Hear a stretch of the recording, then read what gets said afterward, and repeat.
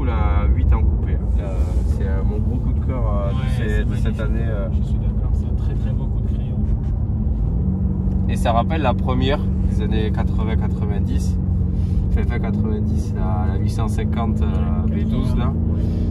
Même ils l'ont fait en 4 litres V8 comme ça. Et plusieurs déclinaisons. Et je me suis toujours dit, c'est dommage qu'ils aient jamais ressorti cette série 8. Parce qu'elle a, je suis sûr qu'elle avait un gros potentiel sur le marché en rénové mis au bout du jour.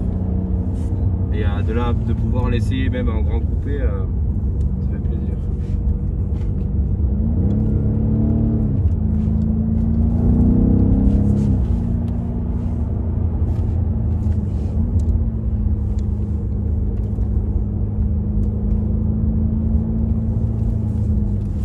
Là, c'est très grave tout ça. C'est vrai. Ah, ils auraient fait les essais cet été, avec la chaleur qu'il y a eu, il n'y aurait pas eu une goutte d'eau. C'est vrai qu'il Il y aurait eu de la fumée de pneus. Ouais, c'est vrai. Non, cet été, c'était une chaleur incroyable. Et ça a duré longtemps. Jusqu'à il y a un mois, on était en sécheresse. Ouais. Ah oui, oui. Là, maintenant, ça tombe. Mais...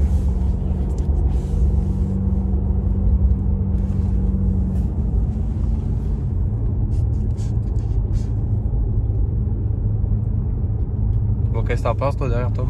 Moi, je suis super bien installé. Et on est bien calé dans les sièges. Parce qu'on reprend un petit peu l'idée du baquet. Et non, bah, on sent qu'on est dans du haut de gamme. Hein. Et l'insert central? Et l'insert central, très pratique. On a les deux USB-C là. Ouais, c'est un quadrizone au niveau de la clim. Quadrizone, donc chacun choisit sa température. Là où on a fait beaucoup de progrès, je ne sais pas si vous a montré, c'est la commande vocale. En fait, on n'a plus qu'une commande vocale, on a maintenant un assistant vocal dans la voiture où on va pouvoir lui demander plusieurs choses. Par exemple, je peux lui dire bonjour BMW. Bonjour, comment puis-je vous aider? J'ai trop chaud. Je baisse la température et active la ventilation siège. Ah oui, d'accord. Bonjour BMW.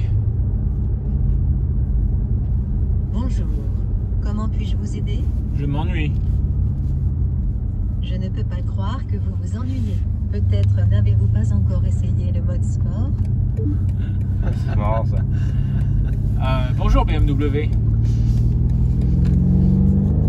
Bonjour, comment puis-je vous aider? Propose-moi des restaurants, j'ai faim.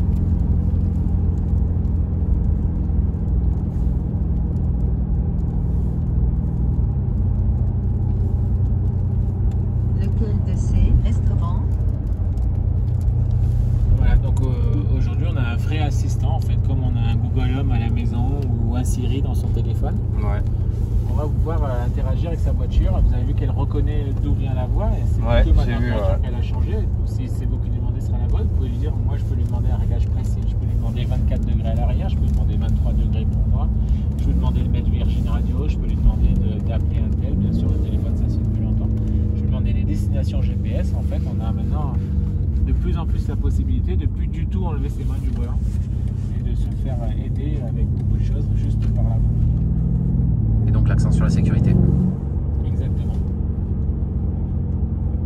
On a bien sûr tous les systèmes d'assistance à la conduite en termes de sécurité. Donc ici vous allez pouvoir personnaliser 3 niveaux d'anticipation par rapport au risque de collision frontale, c'est-à-dire un piéton qui traverse ou une voiture qui freine devant. Une manière de réagir de manière plus ou moins anticipée. Pareil pour la collision latérale, activée ou pas, une voiture qui se rapproche de vous, elle va intervenir ou pas et vous signaler. Pour le franchissement de ligne qui est déjà très connu, hein, vous savez que ça va vibrer si vous rapprochez de la ligne. Et bien ici on peut aussi soit lui demander d'intervenir ou pas sur la direction pour vous ramener dans la ligne. Pareil pour l'angle mort. Quand vous dépassez, s'il y a une voiture qui arrive derrière, vous savez qu'on a une alerte dans les rétroviseurs.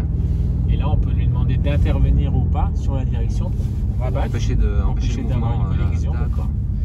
Et on a la reconnaissance de stop aussi, où elle va lire les panneaux de stop et les panneaux de céder le passage avec un bip et un stop qui va s'afficher au tableau de bord pour vous rappeler qu'on arrive sur un stop, il faut bien marquer l'arrêt. Donc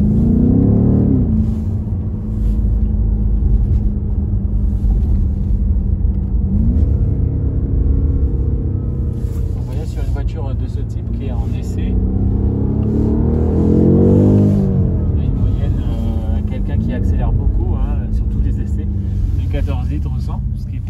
ridicule. Hein, non, franchement, c'est super bien. 14 litres, contrairement à ce que beaucoup peuvent croire. Exactement. Là, on est pour sur des 625 chevaux et 2 tonnes. Oui, c'est. Moi, des consos élevés, mais c'est pas, c'est pas incohérent non plus. Moi, j'ai une série 7 en V8 de 95. Je suis à 14 litres de moyenne avec un vieux moteur qui fait 218 chevaux d'origine. Voilà. En atmosphérique. Là, avec une voiture de 620, faire la même chose, c'est assez impressionnant. Exactement. Surtout que, bon, c'est un V8, moi il fait 3 litres, celle-là elle fait 4 litres 4. Il y a 2 turbos, il y a 4 roues motrices, moi je suis en propulsion. Tout à fait. Non, arriver à sortir 14 litres, c'est incroyable. Et en plus, bon là, une voiture d'essai, elle se fait exploiter au maximum, pratiquement. Exactement, Voilà. elle se fait essayer beaucoup, les gens accélèrent beaucoup pour voir ce qu'il y a dans le ventre, c'est normal.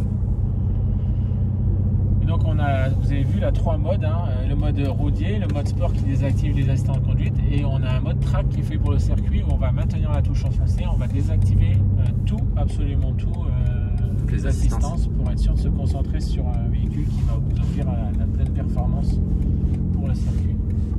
Bien sûr, on a toujours notre DSC, le Dynamic Stability Control, hein, qui est donc le système de stabilité de la voiture, qui est toujours déconnectable entièrement dans toutes les M, hein, pour donner la main au pilote. On dit aussi vous savez faire, ok, on vous donne la main, à vous de prendre en main la voiture totalement sans aucune aide.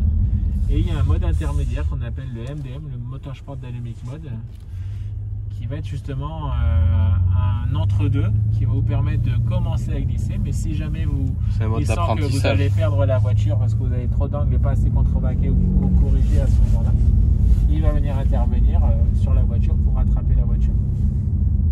C'est un peu le mode apprentissage de la glisse, quoi. Exactement. Ou le mode pour déjà avoir des grosses sensations et s'amuser au départ sans avoir forcément la bonne technique pour pouvoir le faire uniquement à l'ancienne sans aucune aide. Même si, une fois de plus, cette voiture, ça reste un grand coupé GT routier qui n'est pas fait uniquement pour aller sur circuit, très rarement. Non. Mais elle en a les possibilités, on va dire. C'est un peu comme le X6 compétition. Je pense que c'est quelqu'un qui veut une voyageuse et vraiment se faire plaisir en termes de puissance. Voilà, exactement. Parce que maintenant, bon, tout ce qui va être SUV, c'est des grandes voyageuses surélevées, même avec des petites capacités de tout terrain, mais c'est pas c'est pas l'idée première du SUV, quoi. Le SUV, c'est quelque chose de polyvalent. C'est devant celle-ci, c'est ça? Ici. Exactement. Ouais. Ouais.